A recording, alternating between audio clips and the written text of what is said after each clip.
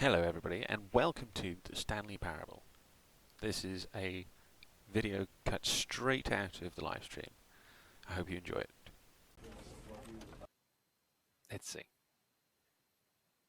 This is the story of a man named Stanley. Stanley worked for a company in a big building where he was employee number 427. Employee number 427's job was simple. He sat at his desk in room 427 and he pushed buttons on a keyboard. Orders came to him through a monitor on his desk, telling him what buttons to push, how long to push them, and in what order. This is what employee 427 did every day of every month of every year. And although others might have considered it soul-rending, Stanley relished every moment that the orders came in, as though he had been made exactly for this job. And Stanley was happy. And then one day, something very peculiar happened. Something that would forever change Stanley. Something he would never quite forget. He had been at his desk for nearly an hour when he realized that not one single order had arrived on the monitor for him to follow. No one had showed up to give him instructions, call a meeting, or even say hi. Never in all his years at the company had this happened, this complete isolation. Something was very clearly wrong. Shocked, frozen solid, Stanley found himself unable to move for the longest time. But as he came to his wits and regained his senses, he got up from his desk and stepped out of his office.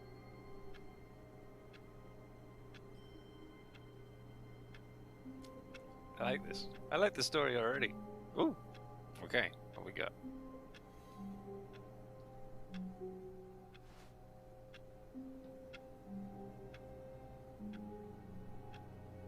Okay, I found crouch. That's good.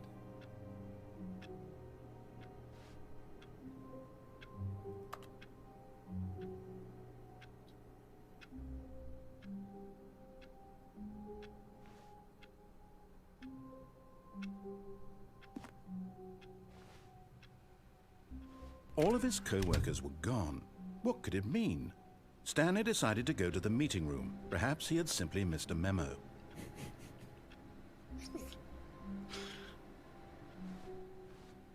I feel like very Hitchhiker's Guide-y. Just me? Just me?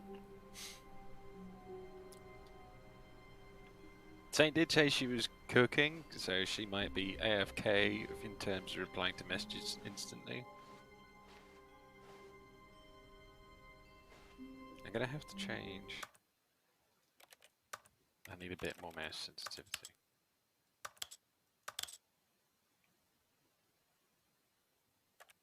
Or is it camera sensitivity? Oh, that feels a bit better. When Stanley came to... So I'm just going to play this exactly as the narrator is telling me, I feel. And then on the next run through. Yet there was not a single person here either. Feeling a wave of disbelief, Stanley decided to go up to his boss's office, hoping he might find an answer there. I know, Saint and her cook. But it's steak she's cooking tonight, so, you know, it's not going to take too long to cook, is it?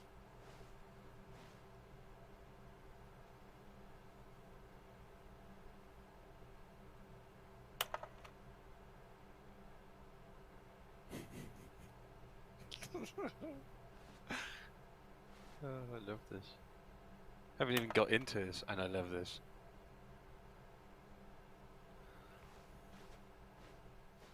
So, yeah, it's... Ooh! Stanley stepped into the broom closet, but there was nothing here, so he turned around and got back on track. Damn. There was nothing here. No choice to make, no path to follow, just an empty broom closet. No reason to still be here.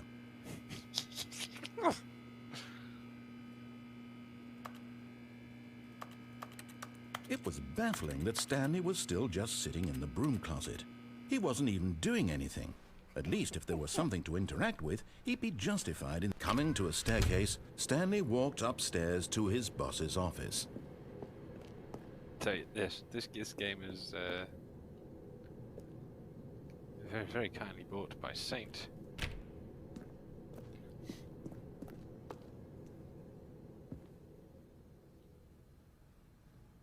And I'm very grateful. It's so cool.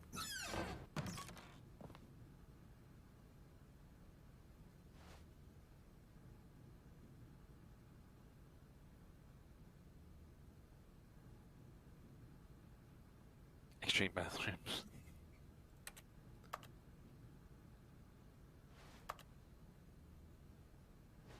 Okay. Boss's office.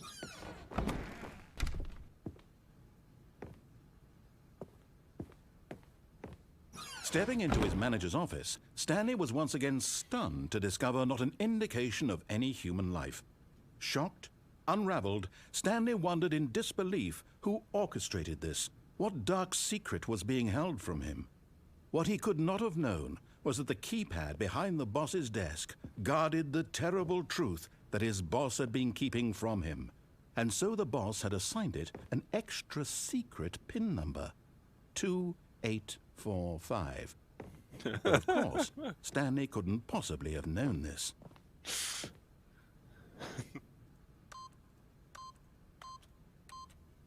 Yet incredibly, by simply pushing random buttons on the keypad, Stanley happened to input the correct code by sheer luck. Amazing. He stepped into the newly opened passageway. Yeah, it's great.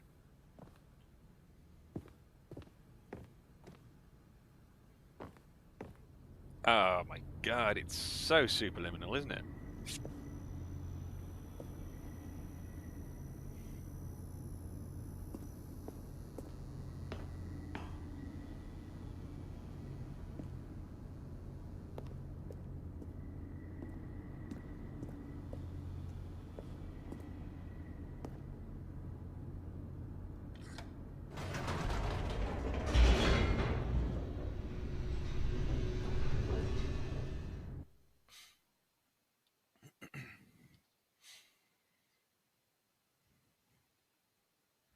Descending deeper into the building, Stanley realized he felt a bit peculiar.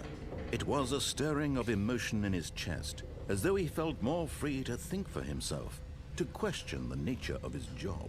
Why did he feel this now, when for years it had never occurred to him? This question would not go unanswered for long.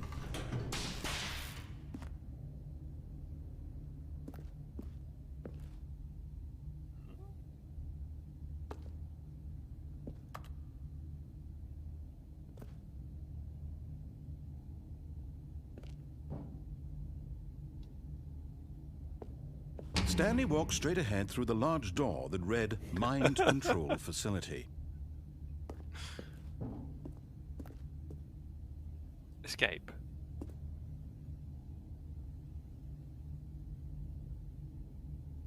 Mind control facility. Or escape. Mind control facility.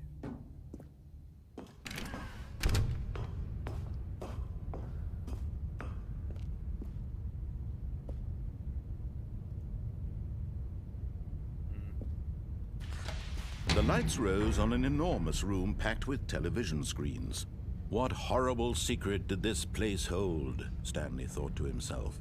Did he have the strength to find out?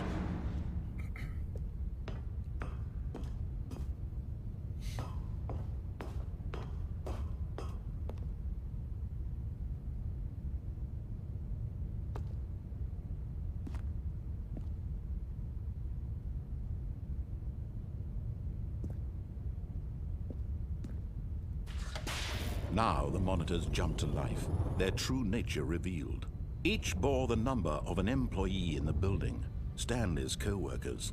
The lives of so many individuals reduced to images on a screen, and Stanley, one of them, eternally monitored in this place where freedom meant nothing.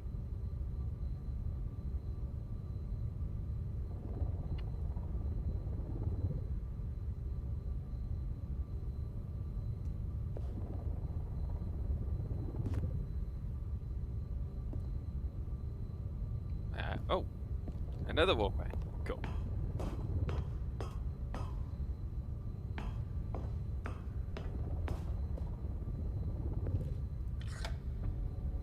This mind control facility, it was too horrible to believe. It couldn't be true. Had Stanley really been under someone's control all this time? Was this the only reason he was happy with his boring job? That his emotions had been manipulated to accept it blindly? No. He refused to believe it. He couldn't accept it. His own life in someone else's control? Never! It was unthinkable, wasn't it? Was it even possible? Had he truly spent his entire life utterly blind to the world? I love this. It's so good. But here was the proof. The heart of the operation. Controls labeled with emotions. Happy, or sad, or content. Walking, eating, working. All of it monitored and commanded from this very place. And as the cold reality of his past began to sink in, Stanley decided that this machinery would never again exert its terrible power over another human life. For he would dismantle the controls once and for all. I'm very, very aware that by playing the game the way I'm playing it, I'm doing exactly what I'm being told to do.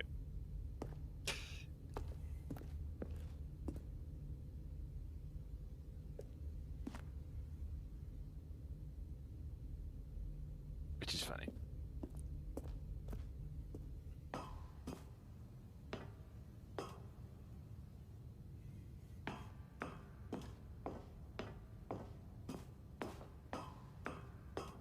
And when at last he found the source of the room's power, he knew it was his duty, his obligation, to put an end to this horrible place and to everything it stood for. Boop.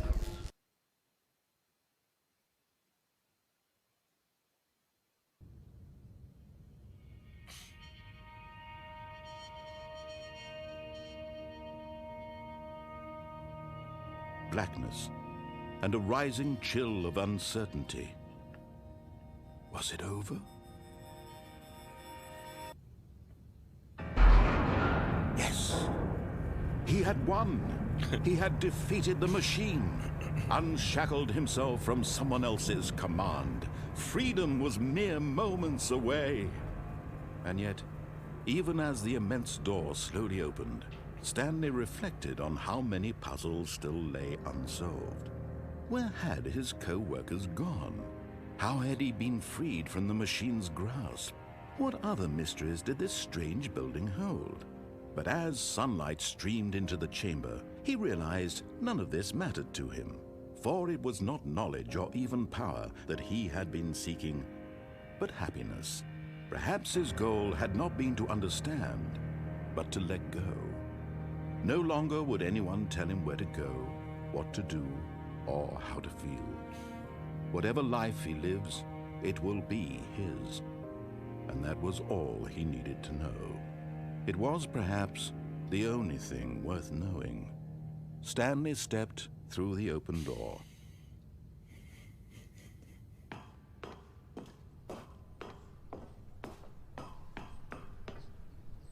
Stanley felt the cool breeze upon his skin, the feeling of liberation, the immense possibility of the new path before him. This was exactly the way, right now, that things were meant to happen. And Stanley was happy.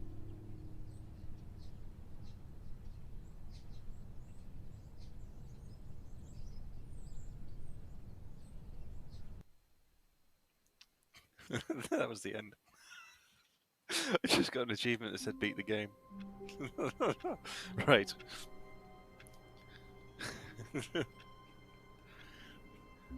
So you can finish the game super very quickly. What else can we do?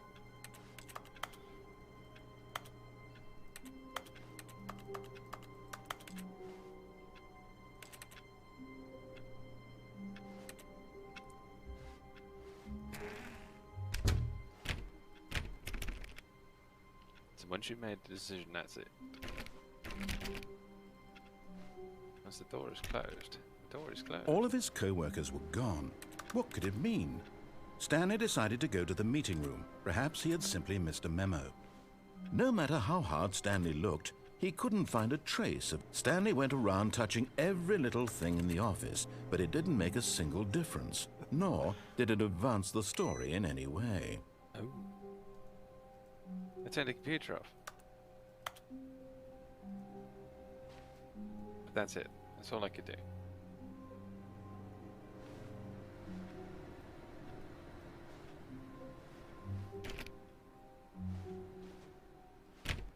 What's this computer? What's this number? 435. I wonder if we find room 435.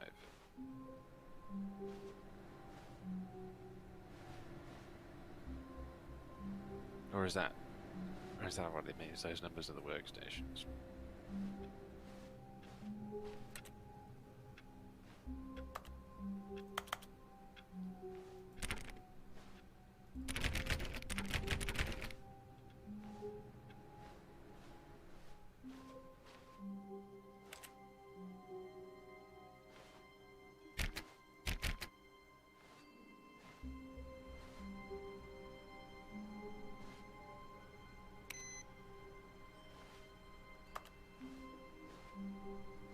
I think there's two computers turned off. Was this another one? Awaiting input. Oh, hello.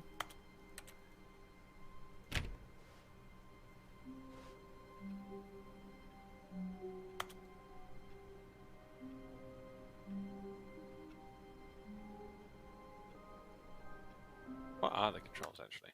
Is it telling me? Controls. Oh, it says jump is space. I've been pressing space and not jumped at all. Interact is E.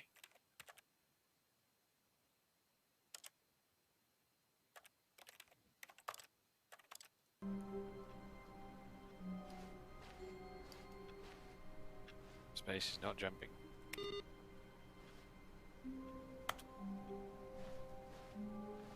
No. I've just got a achievement saying you can't jump. So do you have to unlock jumping?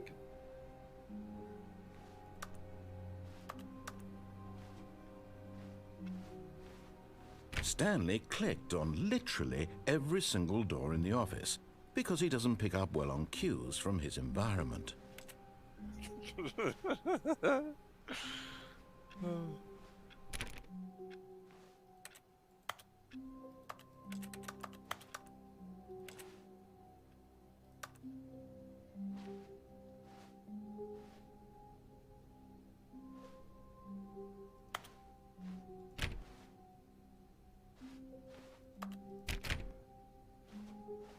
When Stanley came to a set of 2 open doors, he entered the door on his left. I did last time. Not this time. This was not the correct way to the meeting room, and Stanley knew it perfectly well. Perhaps he wanted to stop by the employee lounge first, just to admire it. Ah, how do I get in here?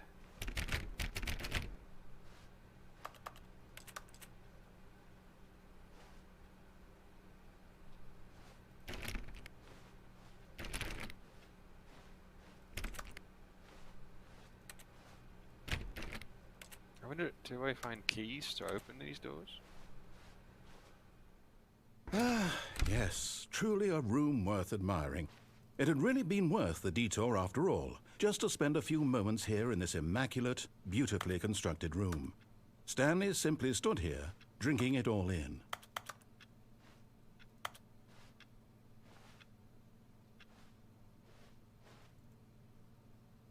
Yes, really, really worth it being here in the room. A room so utterly captivating that even though all your co-workers have mysteriously vanished, here you sit looking at these chairs and some paintings. But eager to get back to business, Stanley took the first open door on his left. How many times have you watched people play this thing?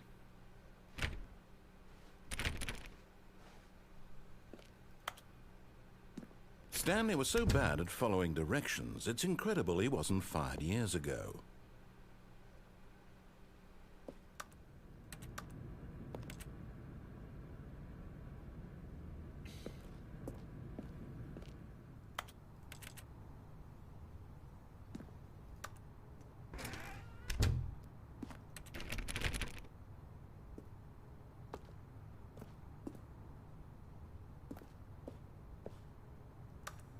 Need a key card.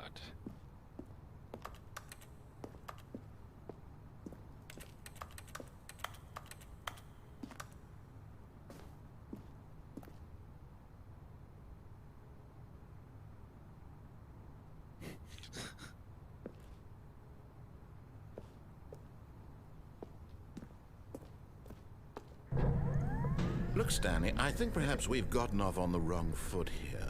I'm not your enemy, really, I'm not.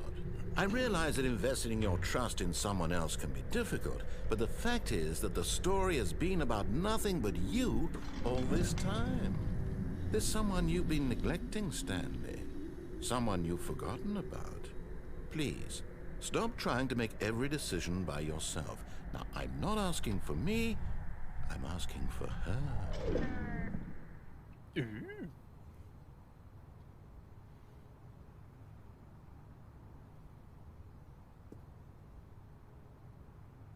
I bet you I could jump off there and land on that thing. This is it, Stanley. Your chance to redeem yourself. To put your work aside. To let her back into your life. She's been waiting. Who?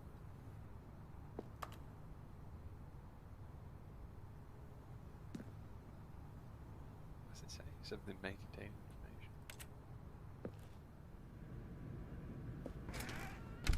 No! Oh, that one didn't lock. Interesting.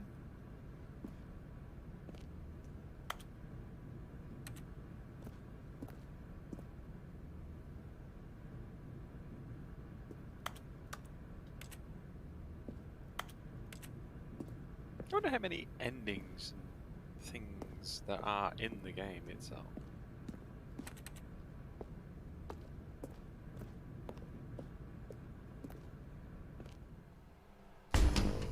Oh. That's her, Stanley. You need to be the one to do this. To reach out to her. If you can truly place your faith in another, then pick up the phone. Let's see who this is.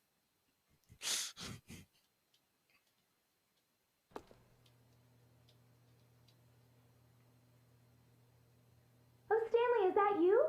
Hold on, sweetie. Sorry to keep you waiting. I'm just pulling the bread out of the oven. All right. Okay, there we go. All right, now, I want you to come in and tell me all about your day. Gotcha. Oh, come on. Did you actually think you had a loving wife who'd want to commit their life to you? I'm trying to make a point here, Stanley. I'm trying to get you to see something. Come inside. Let me show you what's really going on here.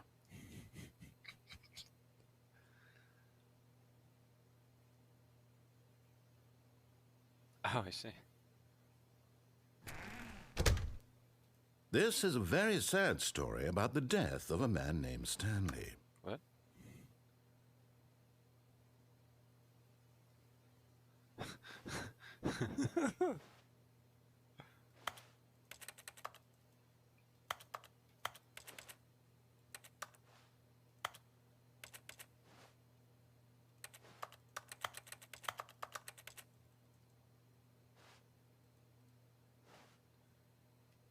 Stanley is quite a boring fellow. He has a job that demands nothing of him, and every button that he pushes L. is a reminder of the inconsequential nature of his existence.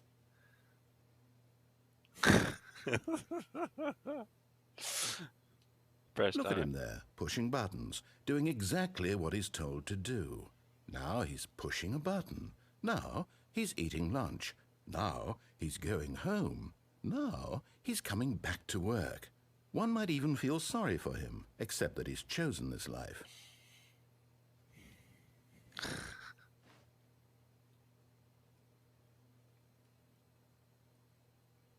pressing loads of other buttons. There's nothing happening.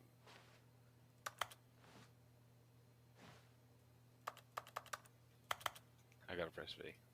But in his mind, in his mind he can go on fantastic adventures.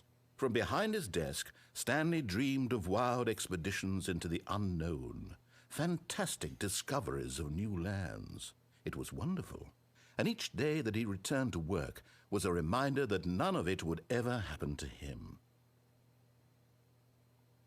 Press K. Okay. And so he began to fantasize about his own job.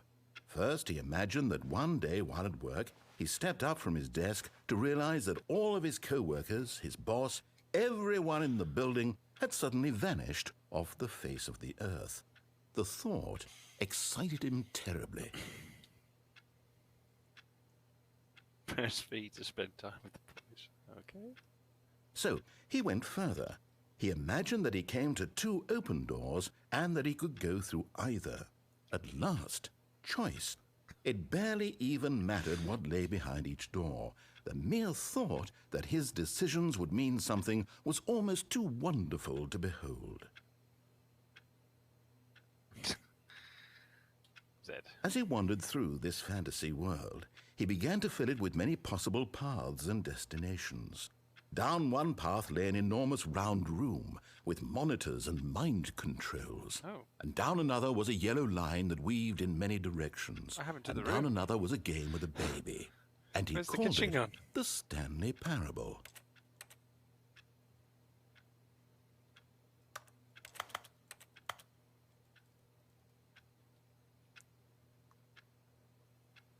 That's my office desk, isn't it? That's what's going to happen. I'm slowly... It was such a wonderful fantasy, and so in his head he relived it again, and then again, and again, over and over, wishing beyond hope that it would never end, that he might always feel this free. Surely there's an answer down some new path, mustn't there be? Perhaps if he played just one more time.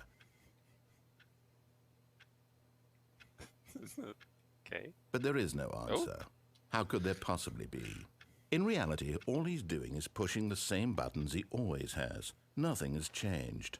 The longer he spends here, the more invested he gets, the more he forgets which life is the real one. V to get... Oh, Y to get sleep. And I'm trying to tell him this, that in this world he can never be anything but an observer, that as long as he remains here, he's slowly killing himself. But he won't listen to me. He won't stop. Here, watch this. Stanley, the next time the screen asks you to push a button, do not do it.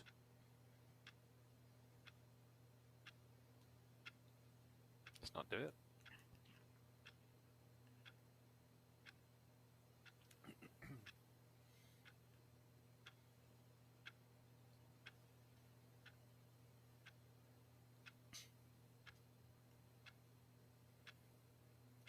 Press.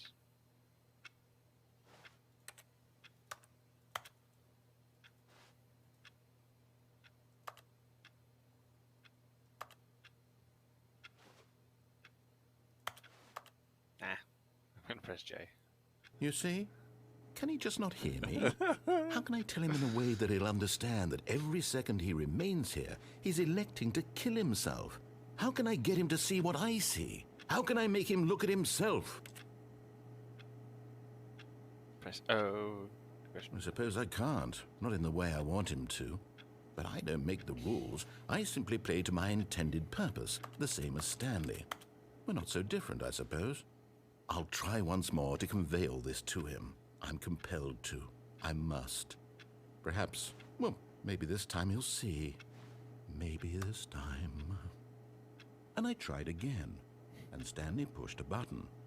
And I tried again, and Stanley pushed a button. And I tried...